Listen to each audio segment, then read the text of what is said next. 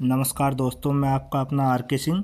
और आज आप देख सकते हो कि धामपुर के अंदर कितनी तेज़ी से बारिश हो रही है और बारिश के साथ साथ ओला भी पड़ रहा है। और ये काफ़ी तेज़ी से बरसात एकदम से स्टार्ट हुई है। जैसे कि आप लाइव देख सकते हो सामने कितना मोटा मोटा ये ओला पड़ा हुआ है एकदम बारिश की बूंदों के साथ साथ।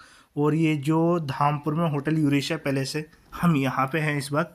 और आप देख सकते हो इसके टॉप फ्लोर पे स्काई हाई में कि कितना ओला पड़ रहा है और ये बारिश भी मतलब इतना भयंकर तरीके से और इतनी तेज़ी से हवा भी चल रही है। साथ में हवा, बारिश और ओला दोनों साथ में बरस रहा है। तो कितना मतलब हैवी है